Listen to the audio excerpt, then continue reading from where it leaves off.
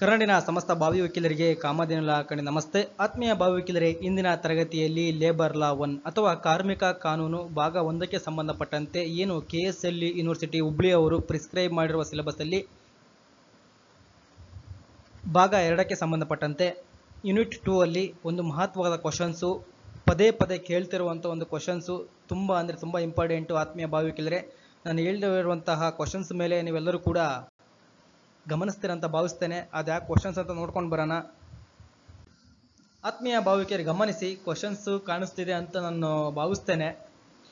Questions ಅನ್ನ ಒಂದ್ಸರಿ clear ಆಗಿ ಓದ್ಕೊಂಡು ಬರ್ರಿ, ತುಂಬಾ ಇಂಪಾರ್ಟೆಂಟು. ಇದೇ ರೀತಿಯಾಗಿ ಕೇಳಿರ್ತಾನೆ ಕ್ವಶನ್ಸ್ ಅನ್ನ, ಕಂಫ್ಯೂಸ್ ಆಗಬೇಡಿ ಯಾವುದೇ ಕಾರಣಕ್ಕೂ.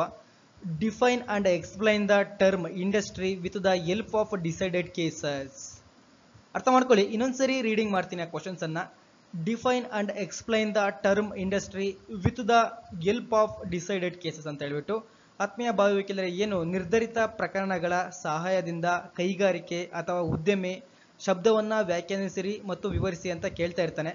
ಕ್ಲಿಯರ್ ಆಗಿ ಅರ್ಥ ಮಾಡ್ಕೊಳ್ಳಿ. ಕನ್ನಡದಲ್ಲಿ ಬರೆಯುವಂತಹ ವಿದ್ಯಾರ್ಥಿಗಳ ಎಕ್ಸಾಮ್ ಅನ್ನ ಕೈಗಾರಿಕೆ ಅಂದ್ರೂ ಕೂಡ ಇದೇ ಆನ್ಸರ್ ಅನ್ನ ಬರೀಬೇಕಾಗ್ತದೆ. ನೀವು ಅಲ್ಲಿ ಉದ್ಯಮಿ ಅಂತ ಬಂದ್ರೂ ಕೂಡ ಇದೇ ಆನ್ಸರ್ ಅನ್ನ ಬರೀಬೇಕಾಗ್ತದೆ. ಇಂಗ್ಲಿಷ್ ಅಲ್ಲಿ ಡೈರೆಕ್ಟ್ ಆಗಿ ಇಂಡಸ್ಟ್ರಿ ಅಂತ ಕೇಳ್ತಾನೆ. ಇಂಗ್ಲಿಷ್ ಮೀಡಿಯಂ ಸ್ಟೂಡೆಂಟ್ಸ್ಗೆ ಯಾವುದೇ ರೀತಿಯಾದ ಕನ್ಫ್ಯೂಷನ್ ಇರೋದಿಲ್ಲ. ಇಲ್ಲಿ ಕನ್ಫ್ಯೂಸ್ ಆಗದೆ ಕನ್ನಡ ಮೀಡಿಯಂ ವಿದ್ಯಾರ್ಥಿಗಳಿಗೆ. ಸೊ ಹಂಗಾಗಿ ಕನ್ನಡ ಮೀಡಿಯಂ ವಿದ್ಯಾರ್ಥಿಗಳು ನಾನು ಹೇಳ್ತಿರೋದು ನಿಮಗೆ ಅರ್ಥ ಆಗ್ತದೆ ಅಂತ ನಾನು ಭಾವಿಸ್ತೇನೆ.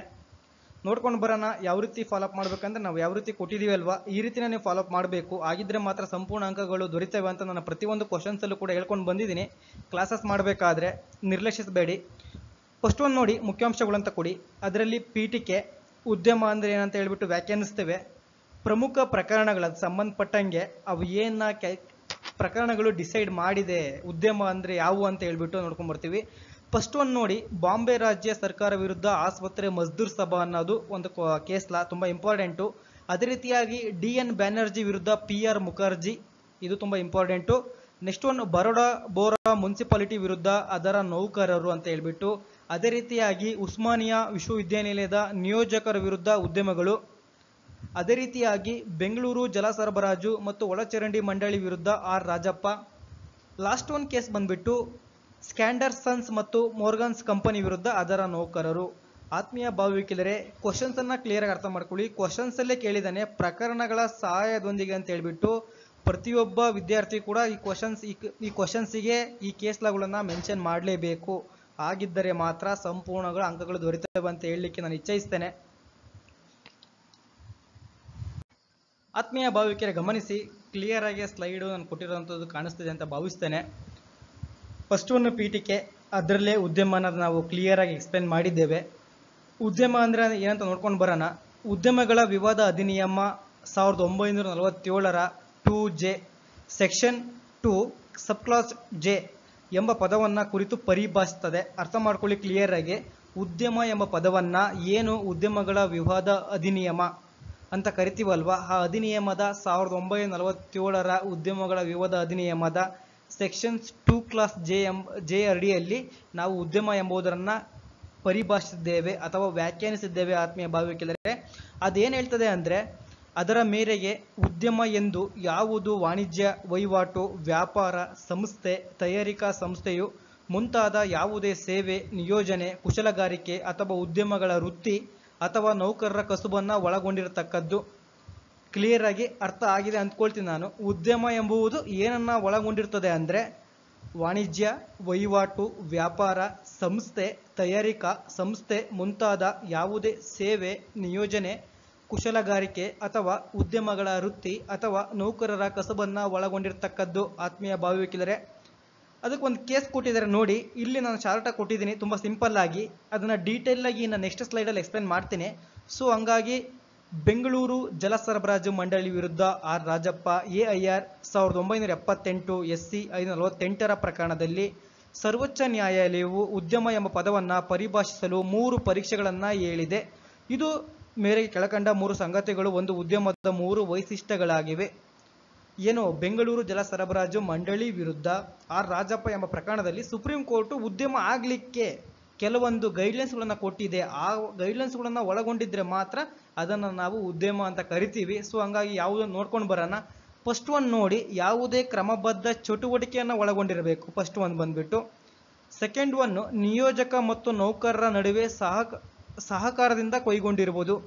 ಒಂದು ಕಂಪನಿಯಲ್ಲಿ ಮಾಲೀಕ ಮತ್ತು ನೌಕರರು ನಡುವೆ ಸಹಕಾರದಿಂದ ಕೈಗೊಂಡಿರುವುದನ್ನು ಒಳಗೊಂಡಿರಬೇಕು. ಅದೇ ರೀತಿಯಾಗಿ ಮೂರನೇದು, ಇದು ಪ್ರಿಂಟಿಂಗ್ ಮಿಸ್ಟೇಕ್ ಆಗಿದೆ, ಇಲ್ಲಿ ಮಾವನ ಅಂತ ಇದೆ. ಇಲ್ಲಿ ಮಾನವನ ಅಗತ್ಯಗಳನ್ನು ತೃಪ್ತಿಪಡಿಸುವ ದೃಷ್ಟಿಕೋನದಲ್ಲಿ ಸರಕುಗಳು ಅಥವಾ ಸೇವೆಯ ಉತ್ಪಾದನೆ, ಸರಬರಾಜು ಅಥವಾ ಹಂಚಿಕೆಗಾಗಿ ಏನೇ ಆದರೂ ಉದ್ಯಮವು. ಆತ್ಮೀಯ ಭಾವವಿಕೆಲರೆ, ಏನೇ ಆದರೂ ಉದ್ಯಮ ಎಂಬುದು ಅಡಗುಕಟ್ಟೆ, ಕೆಲಸಗಾರರು, ಉದ್ಯೋಗ ವಿನಿಮಯ ಅಧಿನಿಯಮ 1948ರ ಅಡಿ ಸ್ಥಾಪನೆಯಾದಂತಹ ಅಡಗುಕಟ್ಟೆ ಕಾರ್ಮಿಕ ಮಂಡಳಿಯು ಯಾವುದೇ ಚಟುವಟಿಕೆಯನ್ನು ಒಳಗೊಂಡಿರುತ್ತದೆ. ಅದೇ ರೀತಿಯಾಗಿ ಒಂದು ಸ್ಥಾಪನೆಯಿಂದ ನಡೆಸಲ್ಪಟ್ಟಂತಹ ವಾಣಿಜ್ಯ ವಹಿವಾಟಿನ ಮಾರಾಟದ ವೃದ್ಧಿಗೆ ಸಂಬಂಧಿಸಿದಂತಹ ಯಾವುದೇ ಚಟುವಟಿಕೆಯನ್ನು ಒಳಗೊಂಡಿರುತ್ತದೆ. ಏನೇ ಆದರೂ ಇಲ್ಲಿ ಗಮನಿಸತಕ್ಕ ಅಂಶವೆಂದರೆ ಕೆಳಕಂಡವುಗಳು ಉದ್ಯಮದ ಪರಿಭಾಷೆಯಲ್ಲಿ ಒಳಗೊಂಡಿರುವುದಿಲ್ಲ. ಕ್ಲಿಯರ್ ಆಗಿ ಅರ್ಥ ಮಾಡ್ಕೊಳ್ಳಿ. ಈ ಕೆಳಗಿರುವ ಯಾವ ಕೂಡ ಉದ್ಯಮದ ಪರಿಭಾಷೆಯಲ್ಲಿ ಒಳಗೊಂಡಿರುವುದಿಲ್ಲ ಅಂತ ಹೇಳ್ಬಿಟ್ಟು ಅವು ಯಾವನ್ನ ಒಳಗೊಂಡಿರೋದಿಲ್ಲ ಅಂತ ಸರಿ ನೋಡ್ಕೊಂಡು ಬರೋಣ. ಫಸ್ಟ್ ಒನ್ ನೋಡಿ, ಯಾವುದೇ ಒಂದು ಕೃಷಿಗೆ ಸಂಬಂಧಿಸಿದ ಕಾರ್ಯಾಚರಣೆ ಇದು ಉದ್ಯಮ ಎಂಬ ಪದದಲ್ಲಿ ಬರೋದಿಲ್ಲ. ಸೆಕೆಂಡ್ ಒನ್ನು, ಆಸ್ಪತ್ರೆಗಳು ಅಥವಾ ಶುಶ್ರೂಷಾಲಯಗಳು ಅಥವಾ ಶೈಕ್ಷಣಿಕ, ವೈಜ್ಞಾನಿಕ, ಸಂಶೋಧನಾ ಅಥವಾ ತರಬೇತಿಯ ಸಂಸ್ಥೆಗಳು ಇದು ಕೂಡ ಉದ್ಯಮ ಎಂಬುದರಲ್ಲಿ ಬರೋದಿಲ್ಲ. ಅದೇ ರೀತಿಯಾಗಿ ಸಂಪೂರ್ಣವಾಗಿ ಅಥವಾ ಪ್ರಧಾನವಾಗಿ ಯಾವುದೇ ಧರ್ಮಾರ್ಥ, ಸಾಮಾಜಿಕ ಅಥವಾ ಲೋಕೋಪಕಾರಿ ಸೇವೆಯಲ್ಲಿ ತೊಡಗಿಕೊಂಡಿರುವಂತಹ ಸಂಸ್ಥೆಗಳಿಂದ ಹೊಂದಿದ ಅಥವಾ ನಿರ್ವಹಿಸಲ್ಪಡುವ ಸಂಸ್ಥೆಗಳು ಇವು ಕೂಡ ಉದ್ಯಮ ಎಂಬುದರಲ್ಲಿ ಬರೋದಿಲ್ಲ ಅಂತ ಹೇಳ್ಬಿಟ್ಟು. ಅಥವಾ ಆತ್ಮೀಯ ಭಾವವಿಕೆದರೆ ಗಮನಿಸಿ, ಅವು ಅಲ್ಲದೆ ಖಾದಿ ಅಥವಾ ಗ್ರಾಮೋದ್ಯೋಗಗಳು ಅಥವಾ ರಕ್ಷಣಾ ಸಂಶೋಧನೆ, ಅಣುಶಕ್ತಿ ಮತ್ತು ಬಾಹ್ಯಾಕಾಶಗಳೊಂದಿಗೆ ಕೇಂದ್ರ ಸರ್ಕಾರದ ಇಲಾಖೆಗಳಿಂದ ಕೈಗೊಳ್ಳಲಾದಂತಹ ಎಲ್ಲ ಚಟುವಟಿಕೆಗಳನ್ನು ಒಳಗೊಂಡು ಸರ್ಕಾರದ ಸಾರ್ವಭೌಮತ್ವ ಪ್ರಕಾರಗಳಿಗೆ ಸಂಬಂಧಪಟ್ಟ ಸರ್ಕಾರದ ಯಾವುದೇ ಚಟುವಟಿಕೆ ಅಥವಾ ಯಾವುದೇ ಗೃಹ ಕೃತ್ಯದ ಸೇವೆ ಅಥವಾ ಒಬ್ಬ ವ್ಯಕ್ತಿಯಿಂದ ನಿಯೋಜಿತಗೊಂಡ ವ್ಯಕ್ತಿಗಳ ಸಂಖ್ಯೆಯು ಅಥವಾ ಅಂತಹ ವೃತ್ತಿಯು ಸಂಬಂಧದಲ್ಲಿ ವ್ಯಕ್ತಿಗಳ ನಿಕಾಯವು 1, 10, 10ಕ್ಕಿಂತ ಹೆಚ್ಚು ಕಡಿಮೆಯಾಗಿದ್ದ ಪಕ್ಷದಲ್ಲಿ ರೂಢಿಯಲ್ಲಿ ಒಂದು ವೃತ್ತಿಯಾಗಿರುವ ಯಾವುದೇ ಚಟುವಟಿಕೆ ಅಥವಾ 9ನೇ ಗಮನಿಸಿ, ಒಂದು ಸಹಕಾರ ಸಂಘ ಅಥವಾ ಒಂದು ಕೂಟ ಅಥವಾ ಯಾವುದೇ ಅಂತಹ ನಿಕಾಯದ ವ್ಯಕ್ತಿಗಳ ಸಮೂಹದಿಂದ ಯಾವುದೇ ಒಂದು ಚಟುವಟಿಕೆಯಾಗಿರಬಹುದು. ಒಂದು ವೇಳೆ ಅಂತಹ ಚಟುವಟಿಕೆ ಸಂಬಂಧದಲ್ಲಿ ಸಹಕಾರ ಸಂಘ, ಕೂಟ ಅಥವಾ ಅಂತಹ ನಿಕಾಯದ ವ್ಯಕ್ತಿಗಳಿಂದ ನೇಮಕಗೊಂಡ ವ್ಯಕ್ತಿಗಳ ಸಂಖ್ಯೆಯು 10ಕ್ಕಿಂತ ಕಡಿಮೆಯಾದ ಪಕ್ಷದಲ್ಲಿ ಯಾವುದೇ ಚಟುವಟಿಕೆಯು ಉದ್ಯಮ ಎಂಬುದರಲ್ಲಿ ಬರುವುದಿಲ್ಲ ಅಂತ ಹೇಳ್ಬಿಟ್ಟು. ಆತ್ಮೀಯ ಭಾವವಿಕೆಲರೆ, ಕ್ಲಿಯರ್ ಆಗಿ ಅರ್ಥ ಆಗಿದೆ ಅಂತ ನಾನು ಭಾವಿಸ್ಕೊಳ್ತೇನೆ. ಉದ್ಯಮ ಎಂಬುದನ್ನು ಯಾವ ಅಂಶಗಳನ್ನು ಒಳಗೊಂಡಿದ್ರೆ ನಾವು ಉದ್ಯಮ ಅಂತ ಕರಿತೀವಿ, ಯಾವ ಅಂಶಗಳನ್ನು ಒಳಗೊಂಡಿರದಿದ್ರೆ ಅದನ್ನು ಉದ್ಯಮ ಅಂತ ಕರೀಲಿಕ್ಕೆ ಬರೋದಿಲ್ಲ ಅನ್ನೋದನ್ನು ಕ್ಲಿಯರ್ ಆಗಿ ಬಿಡಿಸಿ ಹೇಳಿದ್ದೇನೆ. ಅರ್ಥ ಆಗಿದೆ ಅಂತ ನಾನು ಭಾವಿಸ್ತೇನೆ. ಸೊ ಮುಂದೆ ನೋಡೋಣ. ಈ ಹೊಸ ಪರಿಭಾಷೆಯು ವೃತ್ತಿದಾರರಿರ್ಬೋದು, ಕೂಟಗಳಿರ್ಬೋದು, ಸಹಕಾರ ಸಂಘಗಳಿರ್ಬೋದು ಮತ್ತು ಸಣ್ಣ ಪ್ರಮಾಣದ ಸಂಶೋಧನಾ ಪ್ರಯೋಗಾಲಯಗಳು, ಗುರುಕುಲಗಳು, ನಿರ್ಬಂಧಿತ ವರ್ಗಗಳನ್ನು ಅಂಗೀಕರಿಸಿದೆ. ಆತ್ಮೀಯ ಭಾವವಿಕೆಯರಿಗೆ ಸಂಬಂಧಪಟ್ಟಂತೆ ಒಂದು ಕೇಸ್ ನೋಡ್ಕೊಂಡು ಬರಿ, ತುಂಬ ಇಂಪಾರ್ಟೆಂಟು. ಕಂಪಲ್ಸರಿ ನೀವು ಈ ಕ್ವಶನ್ಸ್ ಬಂದಾಗ ಈ ಕೇಸನ್ನು ನೀವು ಫಸ್ಟ್ ಸಿಲಬಸ್ಸಲ್ಲೇ ಕೊಡಬೇಕು, ಅದನ್ನು ಎಕ್ಸ್ಪ್ಲೈನ್ ಮಾಡಬೇಕು. ಆ ಕೇಸ್ ಲಾ ಏನು ಹೇಳ್ತಾನೆ ಡೀಟೇಲಾಗಿ ಎಕ್ಸ್ಪ್ಲೈನ್ ಮಾಡ್ಕೊಂಡು ಬರೋಣ. ಬೆಂಗಳೂರು ಜಲ ಸರಬರಾಜು ಮತ್ತು ಒಳಚರಂಡಿ ಮಂಡಳಿ ವಿರುದ್ಧ R Rajappa AIR 1978 SC means supreme court ಅಂತ ಹೇಳಿಬಿಟ್ಟು 548ರ ಪ್ರಕರಣದಲ್ಲಿ ಸರ್ವೋಚ್ಚ ನ್ಯಾಯಾಲಯವು ನಿಯೋಜಿತಗೊಂಡಂತಹ ವ್ಯಕ್ತಿಗಳ ಸಂಖ್ಯೆಯು 10ಕ್ಕಿಂತ ಕಡಿಮೆಯಾಗಿದ್ದರೆ ಉದ್ಯಮಿಗಳು ವಿವಾದ ಅಧಿನಿಯಮದ ಉಪಬಂಧಗಳು ಅನ್ವಯವಾಗುವುದಿಲ್ಲವೆಂದು ಹೇಳಿದೆ. ನೌಕರರ ಸಂಖ್ಯೆಯು 10ಕ್ಕಿಂತ ಅಧಿಕವಾಗಿದ್ದರೆ ಅಧಿನಿಯಮದ ಕಲಂ 2Jಯು ಉಪಬಂಧವು ಅನ್ವಯವಾಗುತ್ತದೆ. ಕ್ಲಿಯರ್ ಆಗಿ ಅರ್ಥ ಮಾಡ್ಕೊಳ್ಳಿ. ಯಾವುದೇ ಒಂದು ಕಂಪನಿಯಲ್ಲಿ ಅಥವಾ ಒಂದು ಕೈಗಾರಿಕೆಯಲ್ಲಿ ನೌಕರರು 10 ಜನಕ್ಕಿಂತ ಕಡಿಮೆ ಇದ್ದಲ್ಲಿ ಅದನ್ನು ನಾವು ಉದ್ಯಮ ಅಂತ ಕರೀಲಿಕ್ಕೆ ಬರೋದಿಲ್ಲ. 10 ಜನಕ್ಕಿಂತ ಮೇಲ್ಪಟ್ಟಿದ್ದಲ್ಲಿ ಅದನ್ನು ನಾವು ಉದ್ಯಮ ಅಂತ ಕನ್ಸಿಡರ್ ಮಾಡ್ಬೋದು. ಆತ್ಮೀಯ ಭಾವವಿಕೆಲರೆ, ನೆಕ್ಸ್ಟ್ ಒಂದು ನೋಡಿ, ಅದರಲ್ಲಿ ಏನು ಹೇಳ್ತಿದೆ ಡೀಟೇಲ್ ಆಗಿ ಅಂದರೆ, ಬೆಂಗಳೂರು ನೀರು ಸರಬರಾಜು ಮತ್ತು ಒಳಚರಂಡಿ ಮಂಡಳಿ ವಿರುದ್ಧ ರಾಜಪ್ಪ SCR ಪ್ರಕರಣದಲ್ಲಿ ನೌಕರರು ಪ್ರತಿವಾದಿಯಾದ ಬೆಂಗಳೂರು ನೀರು ಸರಬರಾಜು ಮತ್ತು ಒಳಚರಂಡಿ ಮಂಡಳಿ ವಿರುದ್ಧ ದಾವೆಯನ್ನು ಹೂಡಿರುತ್ತದೆ.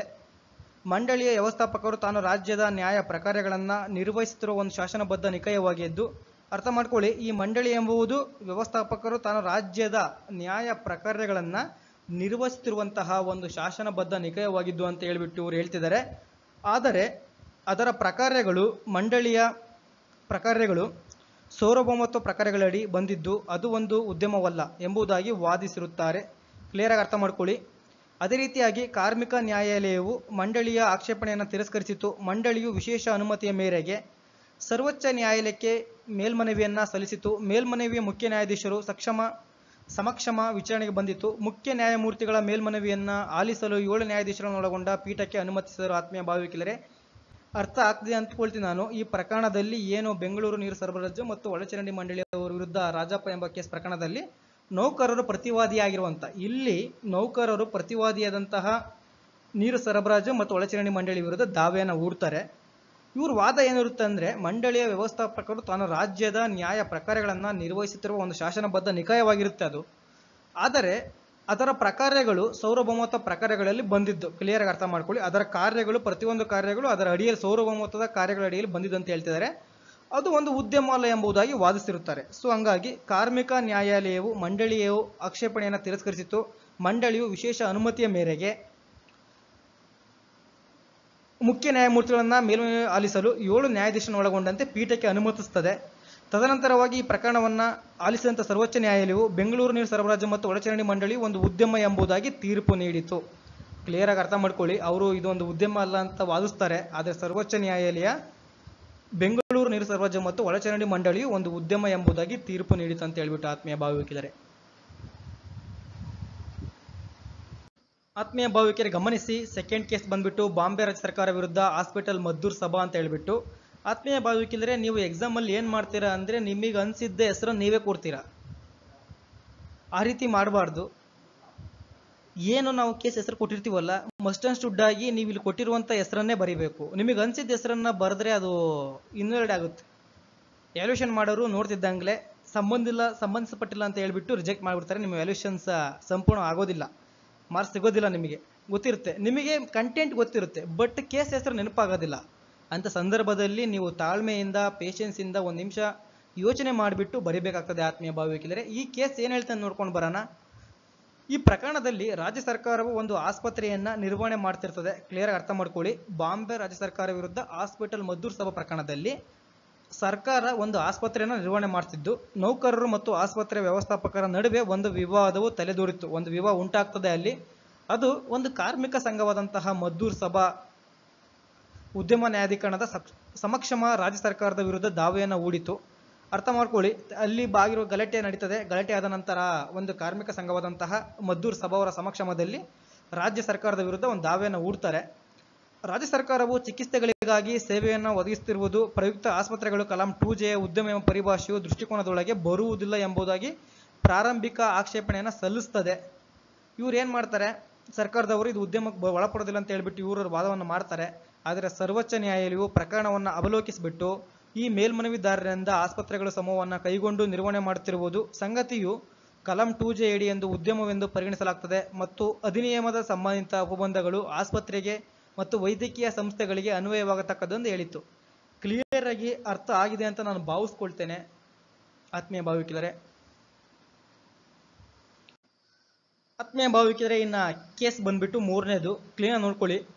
ಉಸ್ಮಾನಿಯಾ ವಿಶ್ವವಿದ್ಯಾಲಯ ವಿರುದ್ಧ ಉದ್ಯಮ ನ್ಯಾಯಾಧಿಕರಣ ಅಂತ ಹೇಳ್ಬಿಟ್ಟು ಈ ಪ್ರಕರಣದಲ್ಲಿ ಸದರಿ ಪ್ರಕರಣವನ್ನು ವಿಲೇವಾರಿ ಮಾಡುವ ಸಂದರ್ಭದಲ್ಲಿ ಆಂಧ್ರ ಪ್ರದೇಶದ ಉಚ್ಚ ನ್ಯಾಯಾಲಯವು ಒಂದು ವಿಶ್ವವಿದ್ಯಾಲಯವು ಅಧಿನಿಯಮದ ಕಲಂ 2J ವ್ಯಾಪ್ತಿಯೊಳಗೆ ಬರುವುದಿಲ್ಲವೆಂದು ಮತ್ತು ವಿಶ್ವವಿದ್ಯಾಲಯವು ಒಂದು ಉದ್ಯಮವಲ್ಲವೆಂದು ಅಭಿಪ್ರಾಯಪಟ್ಟಿತು.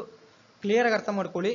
ಉಸ್ಮಾನಿಯಾ ವಿಶ್ವವಿದ್ಯಾಲಯ ವಿರುದ್ಧ ಉದ್ಯಮ ನ್ಯಾಯಾಧಿಕರಣ ಪ್ರಕರಣದಲ್ಲಿ ಪ್ರಕರಣವನ್ನು ವಿಲೇವಾರಿ ಮಾಡುವ ಸಂದರ್ಭದಲ್ಲಿ ಏನು ಆಂಧ್ರ ಪ್ರದೇಶದ ಉಚ್ಚ ನ್ಯಾಯಾಲಯ, ಹೈಕೋರ್ಟ್ ಅಂತ ಕರಿತೀವಿ ನಾವು, ಆಂಧ್ರ ಪ್ರದೇಶದಲ್ಲಿರುವಂಥ ಹೈಕೋರ್ಟು ಅಥವಾ ಉಚ್ಚ ನ್ಯಾಯಾಲಯವು ಒಂದು ವಿಶ್ವವಿದ್ಯಾಲಯ ಎಂಬುದು ಈ ಅಧಿನಿಯಮದ ಕಲಂ ಏನು ಸೆಕ್ಷನ್ಸ್ 2J ವ್ಯಾಪ್ತಿ ಒಳಗೆ ಬರುವುದಿಲ್ಲ ಅಂತ, ಅದು ಉದ್ಯಮ ಅಲ್ಲ ಎಂಬುದಂತ ಹೇಳ್ತದೆ. ವಿಶ್ವವಿದ್ಯಾಲಯವು ಒಂದು ಉದ್ಯಮವಲ್ಲ ಎಂಬುದು ಅಭಿಪ್ರಾಯ ಪಡ್ತದೆ.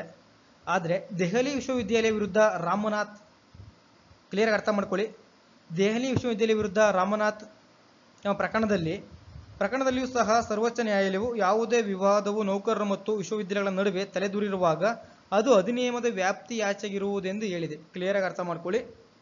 ದೆಹಲಿ ವಿಶ್ವವಿದ್ಯಾಲಯ ವಿರುದ್ಧ ರಾಮನಾಥ್ ಇರಬಹುದು, ಉಸ್ಮಾನಿಯಾ ವಿಶ್ವವಿದ್ಯಾಲಯ ವಿರುದ್ಧ ಉದ್ಯಮ ನ್ಯಾಯಾಧಿಕರಣ ಪ್ರಕರಣದಲ್ಲಿ ಉದ್ಯಮ ಎಂಬುದು ವಿಶ್ವವಿದ್ಯಾಲಯಕ್ಕೆ ಸಂಬಂಧಪಟ್ಟಿರಲಿಲ್ಲ, ಹೊರಗಿನ ಆಚೆಗೆ ಅಂತ ಹೇಳ್ಬಿಟ್ಟು ಕ್ಲಿಯರ್ ಆಗಿ ಹೇಳ್ತಿದ್ದಾರೆ. ನೆಕ್ಸ್ಟ್ ಏನು ಹೇಳ್ತಾ ನೋಡ್ಕೊಂಡು ಬರೋಣ.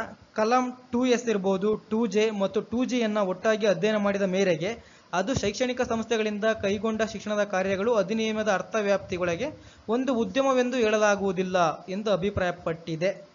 ಕ್ಲಿಯರ್ ಆಗಿ ಅರ್ಥ ಮಾಡ್ಕೊಳ್ಳಿ. ಎರಡು ಕೇಸಲ್ಲಿ ಉದ್ಯಮ ಅಲ್ಲ ಅಂತ ಹೇಳಿಬಿಟ್ಟು ಇದಾಗಿದೆ. ಆದರೆ ಸೆಕ್ಷನ್ ಏನು ಉದ್ಯಮಗಳ ಔದ್ಯೋಗಿಕ ವಿವಾದಗಳ ಅಧಿನಿಯಮ ಏನು 1947ರ ಸೆಕ್ಷನ್ಸ್ 2S ಇರ್ಬೋದು, 2J ಮತ್ತು 2Gಯನ್ನು ಒಟ್ಟಾಗಿ ಅಧ್ಯಯನ ಮಾಡಿದ ನಂತರ ಅದು ಒಂದು ಶೈಕ್ಷಣಿಕ ಸಂಸ್ಥೆಗಳಿಂದ ಕೈಗೊಂಡಂತಹ ಶಿಕ್ಷಣದ ಕಾರ್ಯಗಳು ಅಧಿನಿಯಮದ ಅರ್ಥವ್ಯಾಪ್ತಿ ಒಳಗೆ ಒಂದು ಉದ್ಯಮವೆಂದು ಹೇಳಲಾಗುವುದಿಲ್ಲ ಎಂದು ಅಭಿಪ್ರಾಯಪಟ್ಟಿದೆ ಅಂತ ಹೇಳಿಬಿಟ್ಟು ಆತ್ಮೀಯ ಭಾವಿಕೆಯರೆ. ಆತ್ಮೀಯ ಭಾವಿಕೆಯರೇ, ನಾನು ಲಾಸ್ಟ್ ಒಂದು ಕೇಸ್ ಬಂದ್ಬಿಟ್ಟು ಸ್ಕ್ಯಾಂಡರ್ಸನ್ಸ್ ಮತ್ತು ಮೋರ್ಗನ್ಸನ್ಸ್ ಕಂಪನಿ ವಿರುದ್ಧ ಅದರ ನೌಕರರ ಪ್ರಕರಣದಲ್ಲಿ ಅರ್ಜಿದಾರರು ಕಾನೂನು ಸಲಹೆಗಾರರು ಒಂದು ಸಂಸ್ಥೆಯಾಗಿದೆ. ಉದ್ಯಮ ನ್ಯಾಯಾಧೀಕರಣವು ಕಾನೂನು ಸಲಹೆಗಾರರು ಒಂದು ಸಂಸ್ಥೆಯು ಕಲಂ 2Jಯಲ್ಲಿ ಪರಿಭಾಷಿಸಿದಂತೆ ಉದ್ಯಮ ಪರಿಭಾಷೆಯನ್ನು ಒಳಗೊಂಡಿರುತ್ತದೆ ಎಂದು ಸ್ಪಷ್ಟವಾಗಿ ಸೂಚಿಸಿದೆ. ಕ್ಲಿಯರ್ ಆಗಿ ಅರ್ಥ ಮಾಡ್ಕೊಳ್ಳಿ. ಏನು ಕಾನೂನು ಸಲಹೆಗಾರರು ಎಂಬ ನೀವೇ ಅಡ್ವೊಕೇಸಿ ಮುಗಿಸಿದ ಮೇಲೆ ಲೀಗಲ್ ಅಡ್ವೈಸರ್ ಆಗ್ತಿರಲ್ವಾ, ಸೊ ಅದು ಒಂದು ಕೂಡ ಉದ್ಯಮ ಎಂಬುದನ್ನು ಒಳಗೊಂಡಿರ್ತದೆ ಎಂಬುದನ್ನು ಸ್ಪಷ್ಟವಾಗಿ ಸ್ಕ್ಯಾಂಡರ್ಸನ್ಸ್ ಮತ್ತು ಮೋರ್ಗನ್ಸನ್ಸ್ ಕಂಪನಿ ವಿರುದ್ಧ ಅದರ ನೌಕರರು ಎಂಬ ಪ್ರಕರಣದಲ್ಲಿ ಅಭಿಪ್ರಾಯಪಟ್ಟಿದೆ. ಆತ್ಮೀಯ ಭಾವಿಕೆಯರೆ, ಕ್ಲಿಯರ್ ಆಗಿ ಅರ್ಥ ಆಗಿದೆ ಅಂದ್ಕೊಳ್ತೀನಿ ನಾನು. ಇಂದಿನ ತರಗತಿಯಲ್ಲಿ ಸಂಪೂರ್ಣವಾಗಿ ಉದ್ಯಮ ಅಂದರೆ ಏನು, ಉದ್ಯಮದ ವ್ಯಾಖ್ಯಾನ, ಉದ್ಯಮಕ್ಕೆ ಸಂಬಂಧಪಟ್ಟಂತೆ ಪ್ರಮುಖ ಪ್ರಕರಣಗಳು, ಯಾವುದನ್ನು ನಾವು ಉದ್ಯಮ ಅಂತ ಕರಿತೀವಿ, ಯಾವುದನ್ನು ಉದ್ಯಮ ಅಲ್ಲ ಅಂತ ಕರಿತೀವಿ ಅನ್ನೋದನ್ನು ಇದರ ಸಂಪೂರ್ಣ ತಿಳಿಸ್ಕೊಟ್ಟಿದ್ದೇನೆ. ಆತ್ಮೀಯ ಭಾವಿಕೆಯರೆ, ಕಾಮಧೇನು ಲಾ ಅಕಾಡೆಮಿಯಲ್ಲಿ 3 ವರ್ಷದ ಕಾನೂನು ವಿದ್ಯಾರ್ಥಿಗಳಿಗೆ ಸಂಬಂಧಪಟ್ಟಂತೆ ಈಗಾಗಲೇ 2, 4 ಮತ್ತು 6ನೇ ಸೆಮಿಸ್ಟರ್ಗಳಿಗೆ ತರಗತಿಗಳು ಪ್ರಾರಂಭಗೊಂಡಿದ್ದು, ಯಾವುದೇ ವಿದ್ಯಾರ್ಥಿ ಕೂಡ ನಿಮಗೆ ಯಾವುದೇ ಡೌಟ್ ಇದ್ರೂ ಕೂಡ ನಮ್ಮಲ್ಲಿ ಕ್ಲಾರಿಫೈ ಮಾಡಿ ಕಾಲ್ ಮಾಡಿಬಿಟ್ಟು ನೀವು ಕ್ಲಾರಿಫೈಯನ್ನು ಮಾಡ್ಕೋಬೋದು. ಉಚಿತವಾಗಿ ಕಾನೂನು ಸಲಹೆಯನ್ನು ಪಡೆಯಬಹುದು.